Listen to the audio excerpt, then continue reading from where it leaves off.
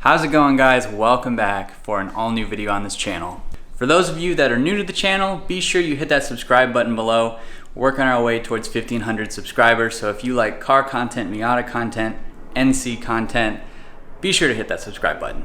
If you haven't watched last week's video, there's a card up in the right hand corner of the screen. Click on that so you can see what we're doing today.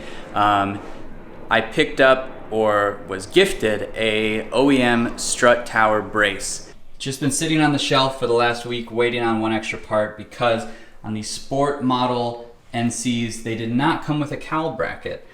So you couldn't really put this on. So today, we've got a couple boxes. I'm gonna open these up real quick. One is our cowl bracket. The other one is another little surprise that I'll show you guys. So we're gonna open these right now. So our first piece that we're opening is a dipstick. Now, what kind of dipstick is this for? It is for a 2.5 liter motor. So this is just one other part of the 2.5 swap that we need to have. So this is just gonna go on the shelf for a while, but I just wanted to let you guys know that I am continuing to order parts. So stay tuned for that 2.5 swap video, which is in the long ahead future.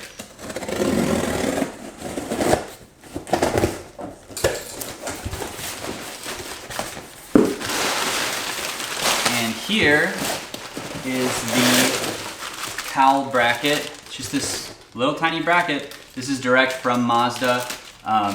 Part number, if you can see that, is right there. So this is what you'll need if you want to install a OEM strut tower bar on your NC Miata. So we got a lot to take apart. I'm gonna move over to the engine bay and we'll get working on this. We want to start this off by opening up our hood.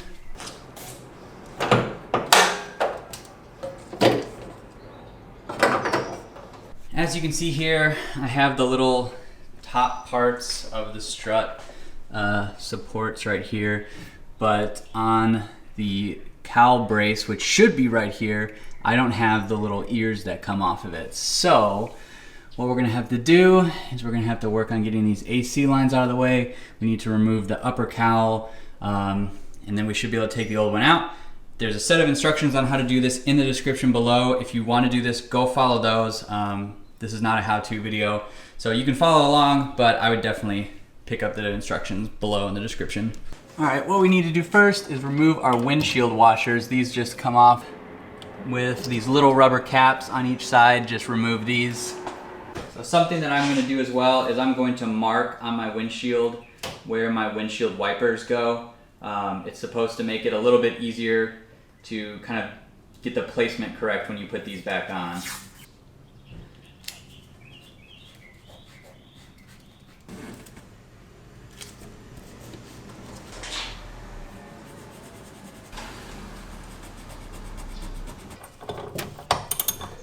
The windshield washers are removed with 14mm bolts.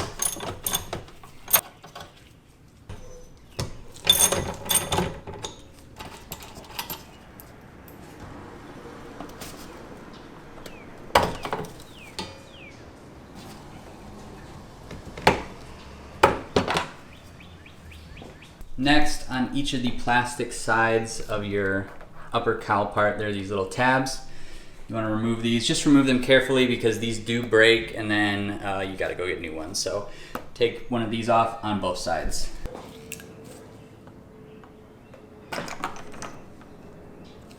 And both sides are just removed with a Phillips head screw. Next, we're going to remove this rubber part, which is basically a sealer. There's just little clips that they pop right out.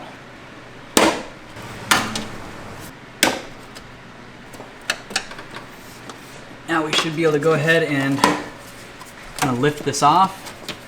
Don't forget you have a wiper or your windshield washers.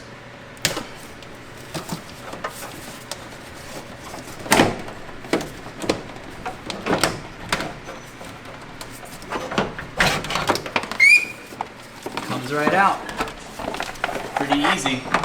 Now we need to remove the windshield wiper motor and pull out any of the junk that's been stuck inside of your windshield wiper holes.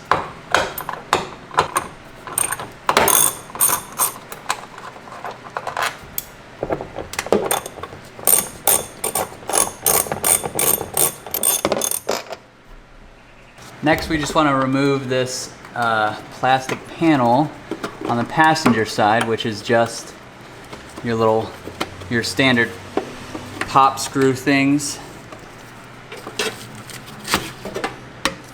As you can see, we now have access to the cowl bracket, which is right here. It's held in by, I think 8 bolts in the front and on the back around here. I'm gonna take these off and then pull this guy out.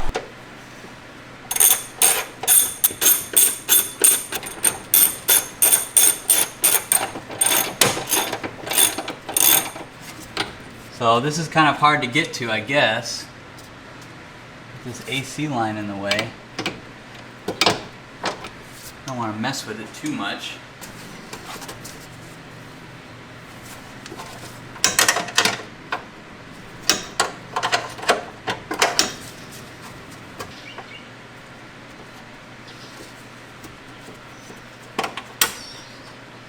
There's one.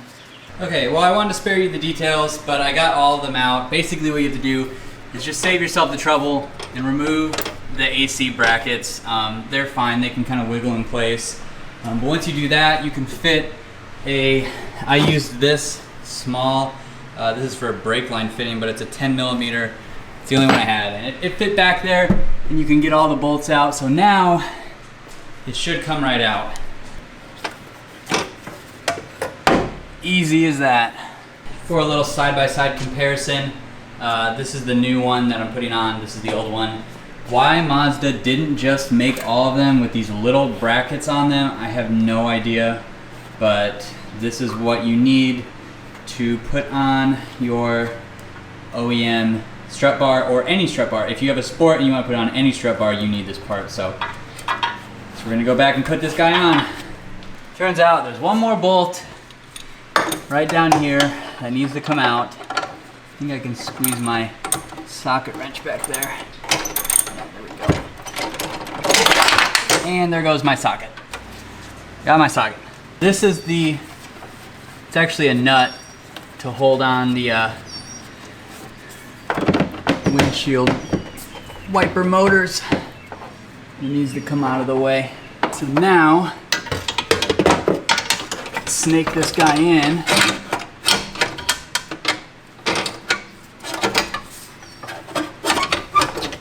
Just like that. So now it's in, that's where it's gonna sit. Now all you need to do is put everything back together. I'm gonna do that, I'm gonna bolt everything back up again. And then I'll show you what I'm gonna do next to modify these so I can adjust my coilover dampeners. We are all back together. The windshield wiper arms are back on. Plastic cowl is put back on. All the AC lines are put back together. The bracket is on. So this is really the main modification that you do, is this little thing right here to hold it all together. So now what we need to do is we need to take the, I guess, strut arms. And we need to drill a hole in the top so we can fit one of these guys in. This is just the TN adjustment tool. So as long as this can fit in, then we'll be good. And I got these step bits. Probably just use the bigger one. Drill it out, and we can go install it.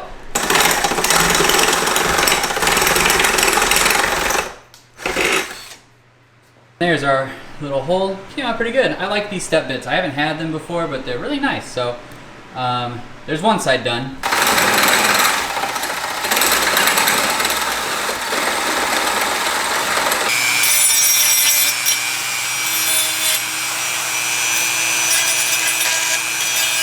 And there's the second one done.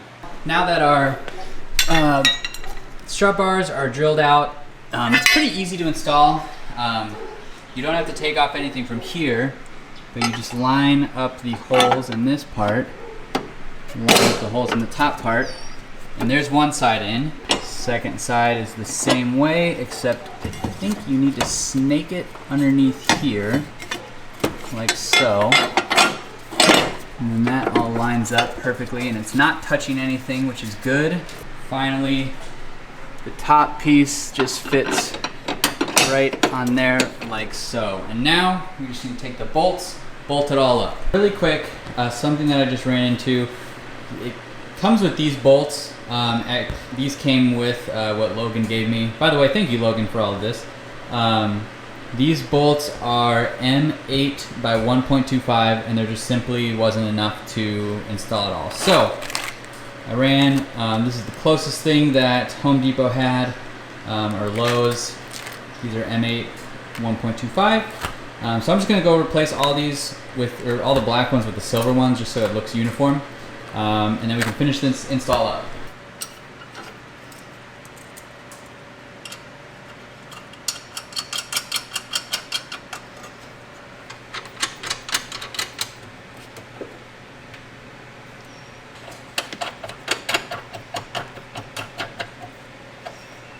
Everything is all tightened up.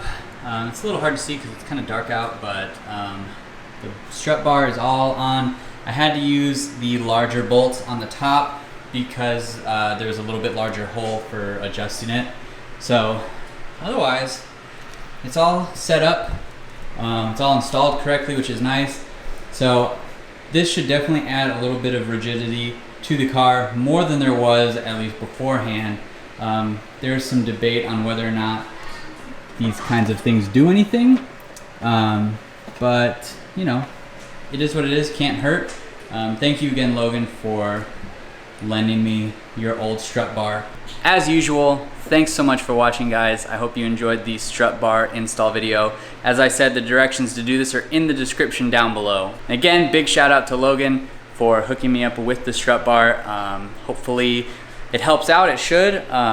It's like an OEM plus upgrade for my car since I have the sport model, so this makes it a little bit closer to a higher trim. If you haven't already, be sure you head down to the description below, and also in the pinned comment is my website, ColoredinLight.com, where you can pick up shirts to help support the channel. Goes directly towards the 2.5 build and the car, so go check something out. You might like what you see. But that is going to be it for this video. I'm going to take it for a little test drive later, make sure everything's working as it should. I am going on a vacation soon, so I'm working on getting some content uploaded for each week. I think I might miss a week, but I will still do the live stream, so you can count on that. Stay tuned for the upcoming weeks. It might be a little crazy, but it shouldn't be too different. I have an install already lined up for next week, so you won't miss anything there. And I'll finish this video up. Thanks so much for watching again, guys. Be sure to hit that subscribe button below.